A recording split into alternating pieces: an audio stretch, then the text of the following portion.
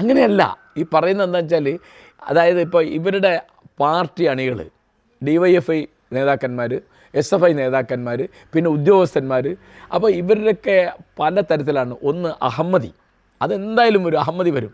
പിന്നെ അഴിമതി, അതിപ്പോൾ UDF ആണ്, അഴിമതി ഉണ്ടാവും. UDF അഴിമതി ഇല്ലാത്ത പാർട്ടിയൊന്നുമല്ല. ഇപ്പോൾ കോൺഗ്രസ്സുകാർക്ക് അഴിമതിയില്ലേ? ഉണ്ടല്ലോ. മുസ്ലിം ലീഗുകാർക്ക് അഴിമതിയില്ലേ? ഉണ്ടല്ലോ.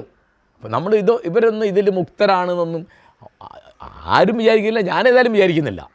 പക്ഷേ നമുക്ക് തൽക്കാലം ഒന്ന് മാറിയാൽ ജനങ്ങളാണ് മേലെ എന്ന് വരും. എൻ്റെ പ്രശ്നത ജനാധിപത്യത്തിൽ ജനങ്ങളാണ് മേലെ. ആർക്കും കുത്തക കൊടുക്കരുത്. അപ്പോൾ ജനത്തിന് അതിനുള്ള വോട്ടവകാശം കൊടുക്കുന്നുണ്ടല്ലോ. ഉണ്ട്, അതവർ തിരിച്ചറിയണം. ഇപ്പോൾ മൂന്നാമത് വന്നില്ലേ മോദി, മൂന്നാമത് ഇന്ത്യൻ പ്രധാനമന്ത്രി ആയില്ലേ മോദി. ഇപ്പോൾ ചിലപ്പോൾ ജവഹർലാൽ നെഹ്റുവിനേക്കാൾ ഇന്ത്യ ഭരിച്ച പ്രധാനമന്ത്രി ആയിരിക്കും നരേന്ദ്രമോദി. എന്തൊരു കഷ്ടം നടിച്ചു നോക്കൂ. ജനങ്ങളല്ലേ വോട്ട് ചെയ്യുന്നത്.